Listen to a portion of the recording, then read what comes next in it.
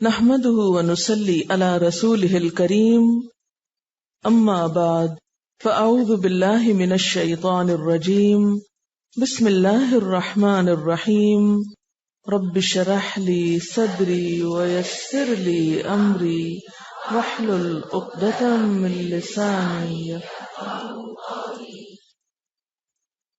لفظی ترجمہ فَإِن لَّمْ پھر اگر نہ تفعلوا تم کر سکو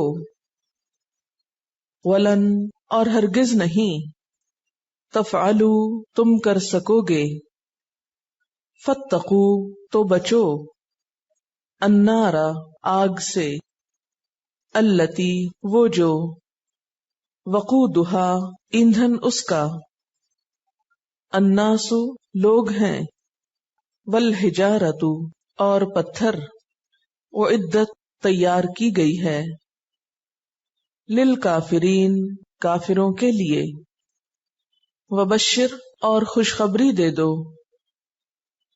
الذین ان لوگوں کو آمنو جو ایمان لائے وعملوا اور انہوں نے عمل کیے الصالحات اچھے ان بے شک لہم ان کے لیے جنات باغات ہیں تجری بہتی ہیں من تحتها ان کے نیچے سے الانہار نہریں کلما جب کبھی رزقو وہ رزق دیے جائیں گے منہا اس سے من ثمرۃ پھلوں میں سے رزقن کوئی رزق قالو وہ کہیں گے ھذا الذی یہ وہ چیز ہے رزقنا رزق دیے گئے ہم من قبل اس سے پہلے واتو اور وہ دیے جائیں گے بہی ساتھ اس کے متشابہا ملتے جلتے ولہم اور ان کے لیے فیہا اس میں ازواجن بیویاں ہیں مطہرۃ پاکیزہ وہم اور وہ فیہا اس میں خالدون ہمیشہ رہنے والے ہیں. اب الفاظ کی وضاحت. فَإِن لَّم پھر اگر نہ تفعلوا تم کرو گے یا تم کر سکو، اس کا روٹ کیا بن رہا ہے؟ فے این لام. ولن تفعلوا اور ہرگز نہ کر سکو گے. اب آپ دیکھیے کہ نہیں کے لیے کتنے لفظ آ چکے ہیں. ان کو حرف نفی یا حروف نافیہ کہتے ہیں. تو ابھی تک آپ نے جو حروف پڑھے ہیں اس میں لا، لم، ما، لن نہیں کے معنوں میں. اچھا جناب. فَإِن لَّمْ تَفْعَلُوا وَلَن تَفْعَلُوا فَاتَّقُوا فَاتَّقُوا کس سے ملتا جلتا ہے؟ تتقون سے. واو اور قاف یہ. تو یہاں تو واو قاف یہ نظر ہی نہیں آ رہا، تو یہ پھر کیا مسئلہ ہے؟ اس میں حروف علت ہے، اس وجہ سے اصل شکل نظر نہیں آ رہی. تو بچو، یہاں ہم یہ ترجمہ کر سکتے ہیں تقویٰ کرو؟ کیوں نہیں کر سکتے؟ آؤٹ آف کانٹیکسٹ ہے. آگ سے تقویٰ نہیں ہوتا، آگ سے لفظی معنی ہی بچنے کا ہوگا. تقویٰ دوسری کیفیت کا نام ہے.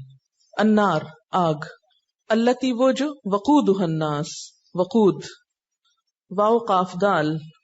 استوقدہ میں بھی یہی چیز تھی، یہاں بھی وقودها الناس میں بھی یہی روٹ ہے. ایندھن، فیول، ایندھن کی لکڑیاں جن سے آگ جلائی جاتی.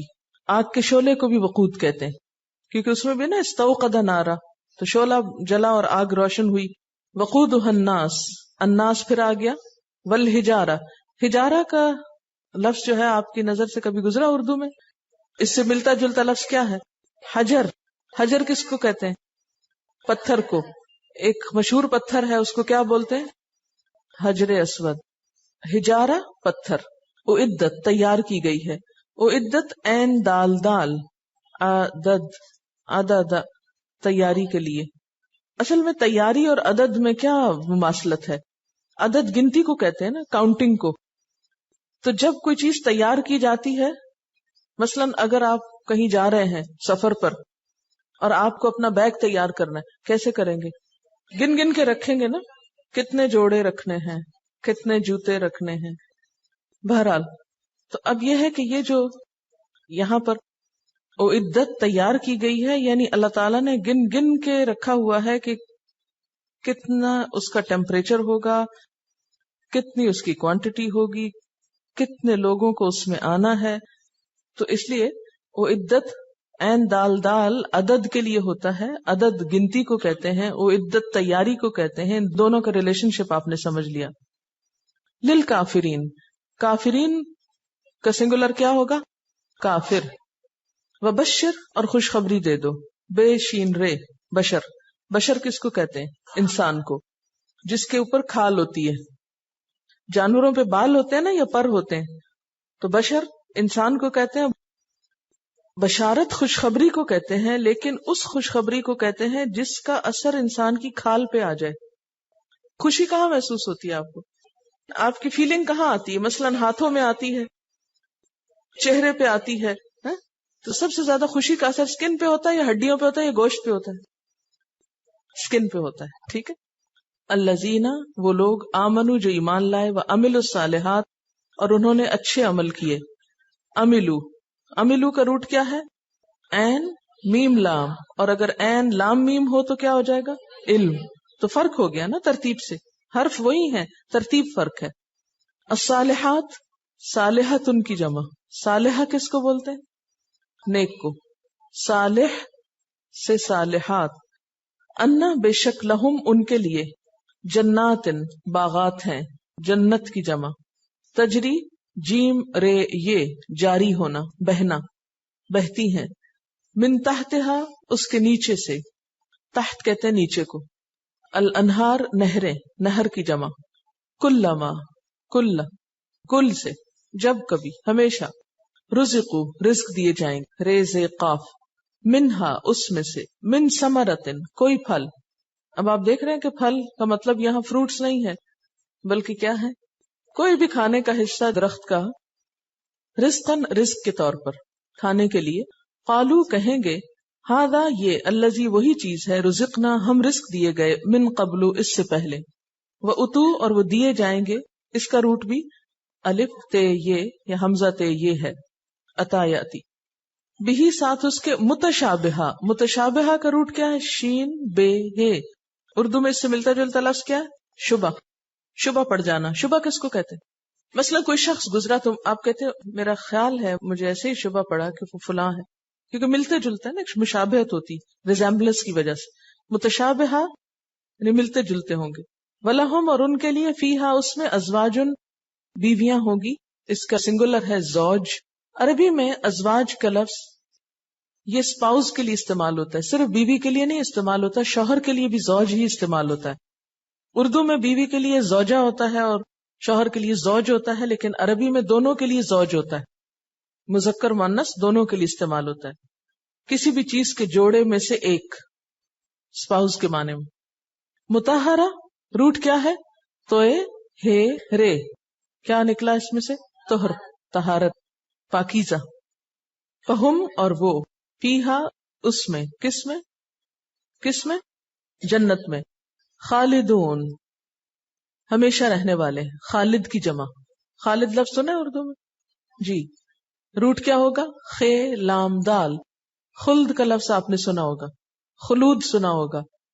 خالد، خالدون، خالدین بھی آتا ہے. اچھا چلیے مختصر تفسیر. بسم اللہ الرحمن الرحیم. فَإِن لَّمْ تَفْعَلُوا، پھر اگر تم نہ کر سکو. کیا نہ کر سکو؟ یعنی اس جیسی کوئی صورت نہ بنا سکو. اور ساتھ ہی فرما دیا وَلَن تَفْعَلُوا، اور کر سکو گے بھی نہیں، ہرگز نہ کر سکو گے. تو پھر کیا کرو؟ فَاتَّقُوا النَّارَ، بچنے کی کوشش کرو اس آگ سے، کیونکہ نہ ماننے کی شکل میں پھر آگ تمہارے سامنے ہے، لہذا اس آگ سے اب بچاؤ کرو. کون سی آگ؟ التی وقودها الناس، جس کا ایندھن انسان ہوں گے، یعنی جو انسانوں سے جلائی جائے گی، جس میں انسان بطور فیول کے کام کریں گے. والحجارہ، اور پتھر بھی، انسانوں کے علاوہ دوسری چیز اس میں پتھر ہوں گے. اعدت، تیار کر دی گئی ہے، تیار ہو چکی ہے. کس کے لیے؟ للکافرین، انکار کرنے والوں کے لیے. کس چیز سے انکار؟ اللہ تعالیٰ کی بات ماننے سے انکار، اللہ تعالیٰ کی اس کتاب سے فائدہ اٹھانے سے انکار، اللہ تعالیٰ کو، اس کی کتاب کو، اس کے رسول کو ماننے سے انکار۔ وبشر الذین، دوسری طرف کیا ہے؟ ایک طرف ڈرایا گیا تو دوسری طرف خوشخبری دی گئی۔ کس کے لیے ہے یہ خوشخبری؟ الذین آمنوا، ان لوگوں کے لیے جو ایمان لائے، اور صرف ایمان نہیں بلکہ اس کے ساتھ ساتھ وعملوا الصالحات، نیک کام بھی کیے۔ کیا خوشخبری ہے ان کے لیے؟ کس بات کی؟ ان لہم، کہ بے شک ان کے لیے کیا ہے؟ جنات، باغات ہیں۔ کیسے باغ ہیں؟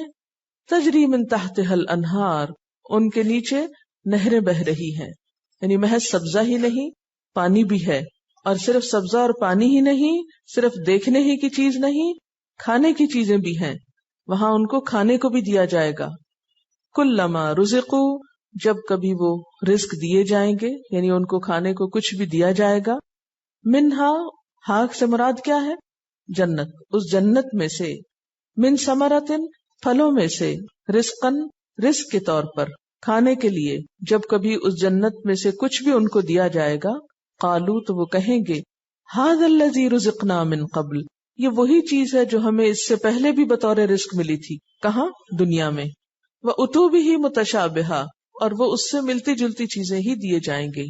وَلَهُمْ، اور ان کے لیے، کن کے لیے؟ اہل جنت کے لیے، فیہا، اس میں، کس میں؟ اس جنت میں، کیا ہے؟ ازواجن، بیویاں ہیں۔ بیویاں کا ترجمہ یہاں کیوں کیا جا رہا ہے؟ چونکہ پیچھے لہم آ رہا ہے اور ہم مذکر کا صیغہ ہے، اور ان کے لیے اس میں بیویاں ہیں۔ کیسی بیویاں؟ مطہرۃن، پاکیزہ، جسمانی اعتبار سے بھی، روحانی اعتبار سے بھی، اخلاقی اعتبار سے بھی۔ عورت کی سب سے بہترین صفت یہاں بتائی گئی، عورت کی سب سے بہترین خوبی کا ذکر یہاں کیا گیا کہ وہ پاکیزہ نفس، عادات و اطوار کی مالک۔ وہم فیہا خالدون، اور وہ اس جنت میں ہمیشہ ہمیشہ رہنے والے ہیں۔ چلیے، فَإِن لَمْ تَفْعَلُوا، اور اگر نہ کر سکو، وَلَن تَفْعَلُوا، کر سکو گے بھی نہیں، تو پھر کیا کرو؟ مان جاؤ۔ کیا مان جاؤ؟ کہ یہ اللہ کی کتاب ہے جو اس نے اپنے بندے محمد صلی اللہ علیہ وسلم پر اتاری ہے، ورنہ کیا ہوگا؟ اس بات سے انکار تمہیں ایک بہت بھیانک انجام سے دوچار کرے گا، اور وہ انجام کیا ہوگا؟ آگ، جہنم۔ کیسی ہے وہ نار جہنم؟ جہنم کی آگ، وقودها الناس والحجارہ، جس میں لوگ اور پتھر جلیں گے۔ اس آگ کے شعلے انسانوں سے بھڑکائے جائیں گے۔ عام طور پر دیکھنے میں تو انسان گوشت اور ہڈی اور ان چند چیزوں کا مجموعہ ہے، اور اگر تھوڑا مزید غور کیا جائے تو انسانی جسم کے اجزاء کیا ہیں؟ کیلشیم، فاسفورس وغیرہ۔ کیلشیم کس کو کہتے ہیں؟ چونے کو۔ کبھی چونے پہ پانی ڈال کے دیکھا ہے؟ اس سے کیا نکلتی؟ بھاپ نکلتی ہے نا، حرارت خارج کرتا ہے وہ، اور یہ بسا اوقات کئی ہزار ڈگری سینٹی گریڈ تک چلی جاتی ہے۔ اور فاسفورس کون سا مادہ ہوتا ہے؟ جو دیا سلائی ہوتی ہے نا آپ کی، اس کے کناروں پہ جو چیز جلتی ہے وہ فاسفورس ہوتی ہے، بس ایک دفعہ رگڑنے کی ضرورت ہوتی، کیسا شعلہ نکلتا ہے اس میں سے۔ تو انسان کے جسم کے اندر یہ مادے موجود ہیں کہ جن سے آگ نکلتی ہے اور جن سے آگ بھڑکائی جا سکتی ہے۔ وقودها الناس، اور نہ صرف یہ کہ انسانوں کے شعلے نکلیں گے بلکہ اس کے ساتھ ساتھ پتھر بیچ میں پھینکے جائیں گے۔ وہ پتھر جن کو آگ لگے گی تو شدید قسم کی حرارت پیدا ہوگی، کہ پتھر کا کوئلہ، تو ڈرو اس آگ سے، بچو اس آگ سے، جو کس کا مقدر ہے؟ اپنے رب کے ساتھ شریک کرنے والوں کا، اس کی کتاب کو نہ ماننے والوں کا، اس کے رسول کو نہ ماننے والوں کا۔ وَعِدَّتْ لِلْكَافِرِينَ، اور یہی مقدر ہے کافرین کا، نہ ماننے والے، ان کے لیے تیار ہو چکی۔ اس سے کیا پتہ چلتا ہے کہ جنت اور جہنم محض خیالی باتیں نہیں، ان کا وجود اب بھی ہے۔ اب آپ کہیں گے کہاں ہے؟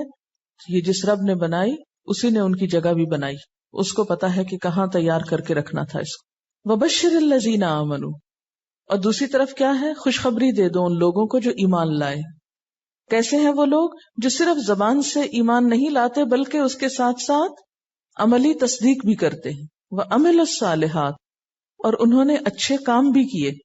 اچھے کام کون سے ہوتے ہیں؟ اچھے کام وہ ہوتے ہیں جن کی بنیاد اور دلیل ہمیں اللہ کی کتاب میں ملتی ہے اور دوسری طرف نبی صلی اللہ علیہ وسلم کی سنت میں۔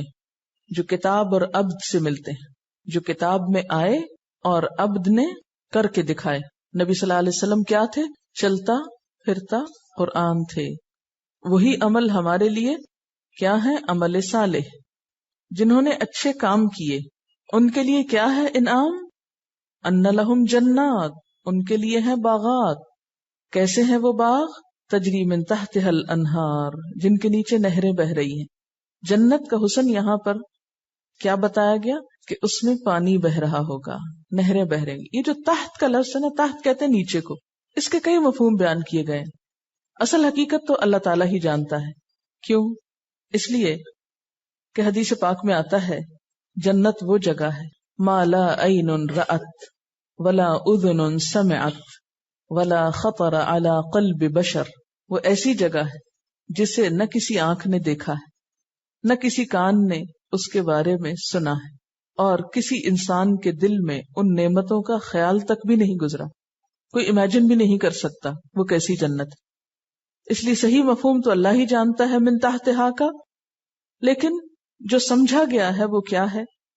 نمبر ایک تو یہ کہ وہ اونچی جگہ ہوگی جس میں لوگ رہ رہے ہوں گے، یعنی رہنے کی جگہ بلندی پر ہوگی، اور جو ویو نظر آئے گا دور دور تک، کیونکہ جنت کی وسعت زمین و آسمان جیسی بتائی گئی، تو دور دور تک اس میں پانی بہتا نظر آئے گا، اور وہ یوں ایسے محسوس ہوگا جیسے اوپر سے نیچے کو جا رہا ہے.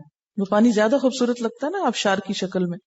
اسی طرح یہ بھی معنی کیا گیا ہے کہ تحت ہاتھ سے مراد یہ کہ جیسے ایک فرش کے نیچے سے پانی بہ رہا ہو، جیسے حضرت سلیمان علیہ السلام کا محل تھا کہ جس کا فرش جو تھا شیشے کا تھا، کرسٹل کلیئر، اور اس کے نیچے سے پانی بہتا تھا، یعنی وہ فرش نظر نہیں آتا تھا، یوں لگتا تھا جیسے پانی ہی بہ رہا ہے.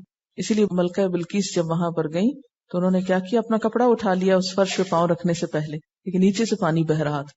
تو بہرحال جنت کے ساتھ ساتھ پانی کا ذکر جو ہے یہ بارہا آپ کو ملے گا. تو ان لہم جنات، ان کے لیے باغات ہیں. کیوں؟ اس لیے کہ انہوں نے کیے عمل الصالحات. من تحتها الانہار، جس میں پانی کی نہریں بہ رہی ہوں گی. کلما رزقوا منها من ثمرۃ، اس جنت میں ان کو کھانے پینے کو جب کچھ دیا جائے گا بطور رزق، قالو کہیں گے ھذا الذی رزقنا من قبل، یہ تو وہی چیز ہے جو ہمیں اس سے پہلے بھی دی گئی تھی. جنت کے کھانے دنیا کے کھانوں سے ملتے جلتے نظر آئیں گے، یعنی نامانوس نہیں ہوں گے، مانوس ہوں گے. یہ بات کیوں کی گئی؟ اس لیے کہ انسان کسی بھی نئی چیز کو کھاتے ہوئے کیا کرتا ہے؟ جھجک محسوس کرتا ہے. بسا اوقات بہت اچھی چیز ہوتی لیکن اس کے ذائقے سے مانوس نہیں ہوتا یا اس کی شکل سے مانوس نہیں ہوتا، تو اس کی طرف ہاتھ بڑھاتے ہوئے ایک گھبراہٹ ہوتی کہ معلوم نہیں کیسی چیز ہوگی. تو جنت میں جب وہ چیزیں دیکھیں گے تو انہیں یاد آ جائے گا کہ ہاں یہ چیزیں تو پہلے بھی دیکھی ہوئی ہیں. تو اتو بھی متشابہہ، ملتی جلتی چیز ہوگی. لیکن پھر یاد رکھیے کہ جنت کے اندر جو چیزیں بھی انسان کو ملیں گی وہ دنیا کی اٹھا کے رکھی ہوئی نہیں ہوں گی پرانی. صرف ان کی ہو سکتا ہے شکل و صورت میں شباہت ہو یا کسی بھی اور چیز میں کہ انسان ان کی طرف مائل ہو یا اس سے مانوس ہو جائے، ورنہ اس کا ذائقہ اور اس کا ٹیکسچر اور اس کا سب کچھ دنیا سے مختلف ہوگا، بہترین ہوگا. اس کے علاوہ اور کیا ہوگا؟ وَلَهُمْ فِيهَا أَزْوَاجٌ مُطَهَّرَةٌ، وہاں ان کے لیے پاکیزہ بیویاں ہوں گی. یہاں پر صرف بیویاں نہیں کہا گیا بلکہ کیا کہا گیا؟ پاکیزہ. پاکیزگی کا تصور جو ہے وہ عورت کی ذات کے ساتھ دیا گیا. اور اس سے یہ بھی پتہ چلتا ہے کہ جنت میں جانے والی خواتین کی اہم ترین خوبی کیا ہوگی؟ پاکیزگی. پاکیزگی خیالات، پاکیزگی نفس، پاکیزگی جسم، باعزت، باعصمت، حیا والی. اور سب سے مزے کی بات یہ کہ وَهُمْ فِيهَا خَالِدُونَ، وَهُمْ فِيهَا خَالِدُونَ، ہمیشہ ہمیشہ ہمیشہ وہاں رہیں گے. وہاں سے ان کو نہ نکالا جائے گا نہ وہ نکلنا چاہیں گے. بہت سے لوگ یہ کہتے ہیں نا کہ بور نہیں ہو جائیں گے، لیکن قرآن پاک میں آتا ہے لا یبغون عنہا حولا، وہاں سے وہ ادھر ادھر نہ ہونا چاہیں گے، ذرا بھی ٹلنا نہ چاہیں گے، ذرا بھی اس جگہ کو چھوڑنا نہ چاہیں گے. دنیا میں کیا ہوتا ہے؟ اچھی جگہ ہو، بسا اوقات آپ بہت خوبصورت کسی پکنک پوائنٹ پہ جاتے ہیں، شدید بھوک لگتی ہے، کھانے کو کچھ نہیں، پانی ہے تو صاف نہیں، بسا اوقات کیا ہوتا ہے کہ آپ کے پاس کھانا بہت اچھا رکھا ہے لیکن کمپنی نہیں، آپ انجوائے نہیں کر سکتے اس کو، اور بسا اوقات کمپنی ہے تو جگہ اچھی نہیں یا کھانا اچھا نہیں. بہت کم ایسا ہوتا ہے نا کہ دنیا میں یہ تینوں چیزیں اکٹھی ہو جائیں، اور پھر اگر اکٹھی ہو جائیں تو وہاں ہمیشگی نہیں، اس مجلس کو بالآخر برخاست ہونا ہی پڑتا ہے. لیکن جنت کی خوبی کیا ہے کہ وہاں یہ سب کچھ ہمیشہ ہمیشہ ہمیشہ کے لیے. نبی صلی اللہ علیہ وسلم نے فرمایا جنت اور جہنم میں جانے کے بعد ایک فرشتہ اعلان کرے گا، اے جہنمیوں اب موت نہیں ہے، اور اے جنتیوں اب موت نہیں ہے. جو فریق جس حالت میں ہے اسی حالت میں ہمیشہ رہے گا، ہمیشہ رہے گا. اچھا، اب آپ دیکھیے کہ ان آیات کا ذرا سا مزید انالیسس کرتے ہیں. اب دیکھیے کہ پہلی آیت میں یہ کہا گیا کہ یا ایھا الناس اعبدوا، اے لوگو عبادت کرو. پھر آپ دیکھیے کہ اللہ تعالیٰ نے اس کی وجہ بتائی کیوں کرو. جواب وہیں پر ہے، صرف آپ کی سوچ استعمال کرنے کا طریقہ آپ کو سکھا بھی رہے ہیں، اور آپ کا امتحان بھی اسی میں ہوگا کہ آپ نے اپنی عقل کتنی استعمال کی، غور و فکر کتنا کیا. کیونکہ ویسے تو پڑھنے کا فائدہ نہیں ہے نا اگر ہم اپنے سوچ کو بیدار نہیں کرتے. سوچیں گے تو پھر دنیا کے چیلنجز کا مقابلہ کر سکیں گے. اچھا، عبادت کرو کیوں کرو؟ پہلی وجہ کیونکہ اس نے پیدا کیا، الذی خلقکم. اور کوئی وجہ؟ والذین من قبلکم. اور کوئی دلیل؟ الذی جعل لکم الارض فراشا. اور والسماء بناء. اور وانزل من السماء ماء فاخرج به من الثمرات رزقا لکم. ایک ہی بات ہے. ٹھیک. اب آپ دیکھیے کہ عبادت کا فائدہ کیا ہوگا؟ لعلکم تتقون، تاکہ تم بچ جاؤ. ہم بچیں گے، ہمیں فائدہ ہے. لیکن عبادت کی تکمیل کہاں ہوتی ہے؟ کس چیز سے؟ عبادت کرو مگر کیسے؟ لا تجعلوا للہ اندادا. ٹھیک ہے، یہ ضروری ہے کیونکہ بہت سے لوگ عبادت بھی کرتے ہیں اور اللہ کے ساتھ اوروں کو بھی شریک کیے رکھتے ہیں. ایاک نعبد نہیں کرتے. یہ بات دوبارہ آ رہی ہے کہ اللہ تعالیٰ کی عبادت کے لیے شرط کیا ہے؟ لا تجعلوا للہ اندادا. اس کے برابر کسی اور کو قرار نہیں دینا. ہاں، یہ انتہائی ضروری ہے. فائدہ لعلکم تتقون. ٹھیک، یہ ہے فائدہ عبادت کا کہ ہم بچ جائیں گے. اگر کوئی آپ سے پوچھے تم اپنے رب کی عبادت کیوں کرتے ہو تو آپ کیا کہیں گے؟ اس لیے کہ رب نے کہا ہے نا. عموماً ہم یہی کہتے ہیں نا، اس لیے کہ اللہ نے کہا ہے، بس ٹھیک ہے کر رہے ہیں. نہیں، ہمارا فائدہ ہے اس میں، اس لیے کہ ہم اللہ تعالیٰ کو سب سے بڑا مانتے ہیں. اس سے بڑا کوئی اور ہے نہیں. اس نے سب کچھ ہمیں دیا، کھانے کو اس نے دیا، پہننے کو اس نے دیا، زمین اس نے بنائی، آسمان اس نے بنایا، سب کچھ تو وہ دے رہا ہے، تو ہم عبادت کسی اور کی کیوں کریں؟ تو فائدہ کیا ہے؟ ہمارا ہی ہے کہ ہم بچ جائیں گے. شرط کیا ہے اس کے لیے؟ یعنی عبادت کی تکمیل کیسے ہوگی؟ فلا تجعلوا للہ اندادا. انداد میں کون کون شامل ہیں؟ سورج، چاند، ستارے، آگ، فرشتے اپنے نفس کی عبادت کرتے، اور بزرگوں کی بسا اوقات. اچھا، آپ کو لفظی مطلب بتایا تھا ندہ یا ندو کا، کہ جدھر منہ آئے ادھر بھاگ نکلنا، یعنی جس پہ دل اٹک گیا اسی کی پرستش شروع کر دی. عام طور پہ لوگ یہی کرتے ہیں نا. تو اللہ تعالیٰ فرماتے ہیں ایسا نہیں کرنا. کیا کرنا ہے؟ صرف اس کے بن کے رہنا ہے، اللہ کے بننا ہے، کسی اور کا نہیں بننا. کسی اور کو اپنا معبود یا عبادت کے لائق نہیں سمجھنا. کیوں نہیں سمجھنا؟ کیا فرق پڑتا ہے؟ کیا ہو جائے گا؟ اتنے خوبصورت لگتے ہیں جب لوگ آگ کے آگے ہاتھ جوڑ رہے ہوتے ہیں یا بتوں کے آگے ماتھا ٹیک رہے ہوتے ہیں. کیا فرق پڑتا ہے؟ بات یہ ہے سورج نے کیا بنایا کہ سورج کی عبادت کیوں نہیں کرنی؟ اللہ کی کیوں کرنی؟ اس لیے کہ اس نے یہ اور یہ کیا. سورج کی کیوں نہیں کرنی؟ سب سے پہلے پوچھیں کیا اس نے مجھے بنایا؟ آسمان بنایا، زمین بنائی، پانی اتارا، رزق نکالا، پھر اس کی عبادت کس لیے؟ کیوں؟ اللہ تعالیٰ نے خود ہی آپ کو دلیل دی ہے کہ جو لوگ بھی کسی اور چیز کی عبادت کرتے ہیں ان سے پوچھا جا سکتا ہے کہ اس کی عبادت کیوں کرتے ہو؟ اس نے تم کو بنائے، کس کو بنائے، کیا ملتا ہے تمہیں اس سے؟ یعنی سورج تو خود بیچارہ کسی کے بنائے سے بنا ہے. اور کس کی لوگ عبادت کرتے ہیں؟ آگ کی پوجا کرتے ہیں، پتھروں کی کرتے ہیں، بتوں کی کرتے ہیں. تو سمپل سی بات یہ ہے کہ انہوں نے، پہاڑوں نے، پتھروں نے کچھ نہیں بنایا، یہ سارے کام انہوں نے نہیں کیے. ہم اللہ تعالیٰ کی کیوں کرتے ہیں کہ یہ سب کچھ اس نے ہمیں دیا ہے. سمپل سا آنسر ہے. ٹھیک ہے. اچھا، اسی لیے عبادت اس وقت تک ہوتی نہیں جب تک کہ سارے معبودوں پہ کیا نہ کر دیا جائے؟ لا. یہ جو لا تجعلوا للہ اندادا ہے دراصل میں کیا ہے؟ لا الہ الا اللہ، لا تجعلوا للہ اندادا اکول ٹو کیا ہے؟ لا الہ الا اللہ وانتم تعلمون، اور تم علم رکھتے ہو. تو اس سے کیا پتہ چلتا ہے کہ علم ضروری ہے. کس بات کا علم ضروری؟ اپنی ابتدا انتہا کا. یعنی اللہ تعالیٰ ہمیں اپنی عبادت کا حکم علم کے بغیر نہیں دے رہے، وہاں بھی علم کو حجت بنایا جا رہا ہے. اچھا، ایک تو ہم نے بڑی بڑی باتیں تو کر لی، اب ذرا چھوٹی چھوٹی باتیں بھی کرتے ہیں.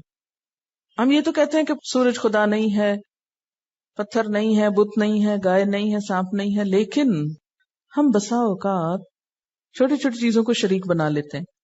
مثلا اگر گھر میں کتا نہ ہوتا تو چوری ہو جاتی، اگر ڈاکٹر نہ ہوتا تو میں مر جاتی.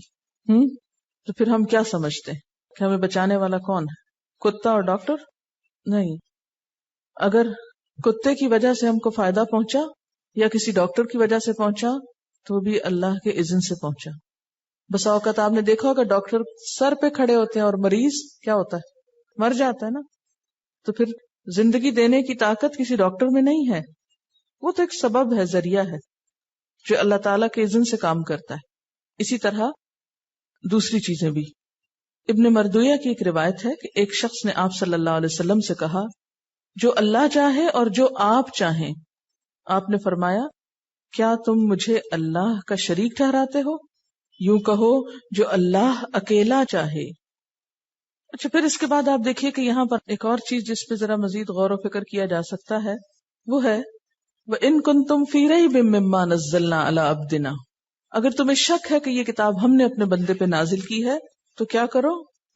اس جیسی ایک کتاب بنا لو. یہ کس کو کہا گیا تھا؟ سب سے پہلے کس کو کہا گیا تھا؟ عربوں کو کہا گیا تھا، جن کی زبان عربی تھی، جن کے چھوٹے چھوٹے بچے بھی عربی میں شعر کہتے تھے، جن کے پاس دنیا کا کوئی اور علم و فن نہ تھا سوائے شعر و شاعری کے. اس زمانے میں اگر کسی چیز کی دھوم تھی تو وہ زبان تھی، شعر و شاعری تھی. ان کے ہاں اگر کوئی ذہنی ایکٹیویٹی ہوتی تو وہ زبان دانی کی ہوتی. کسی کی بڑائی مانی جاتی تو یہ دیکھا جاتا کہ وہ کتنا بڑا شاعر ہے. لیکن ہم دیکھتے ہیں کہ آج تک کوئی بھی صورت بنا کے لا نہیں سکا. کئی لوگوں نے کوشش بھی کی، مثلا مسلمہ کذاب نے کوشش کی قرآن پاک کی نقل اتارنے کی، منصور حلاج نے کی، پھر اسی طرح ابن المقفع نے کی. عربی ادب کے بہت بڑے بڑے لکھنے والے تھے، لیکن جو کچھ قرآن پاک میں ہے اس کی مثال کوئی نہ لا سکا. 1400 سال گزر چکے ہیں، یہ چیلنج آج بھی اس کتاب میں موجود ہے، لیکن کوئی بھی اس جیسی ایک سورت یا ایک آیت بھی بنا نہیں سکا. جن لوگوں نے کوشش کی بھی تو وہ اپنی کوشش میں کامیاب نہیں ہو سکے. جو ٹیکسٹ انہوں نے قرآن کے مقابلے میں پیش کی وہ اپنی زبان، اپنے معنی، اپنے اسلوب کے اعتبار سے کسی طرح بھی قرآن پاک کا مقابلہ نہیں کرتی. حضور صلی اللہ علیہ وسلم کے زمانے میں بھی ہم دیکھتے ہیں کہ بعض لوگوں نے قرآن پاک کے اللہ تعالیٰ کی طرف سے ہونے کا کن الفاظ میں اقرار کیا.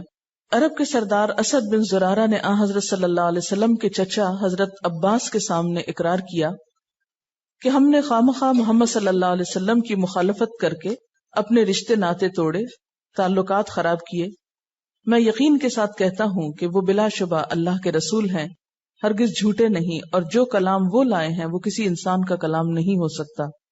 قبیلہ بنی سلیم کے ایک شخص مسمہ یعنی جن کا نام قیس بن نصیبہ تھا، رسول اللہ صلی اللہ علیہ وسلم کی خدمت میں حاضر ہوئے، آپ سے قرآن سنا اور چند سوالات کیے جن کا جواب آپ نے عطا فرمایا تو یہ اسی وقت مسلمان ہو گئے.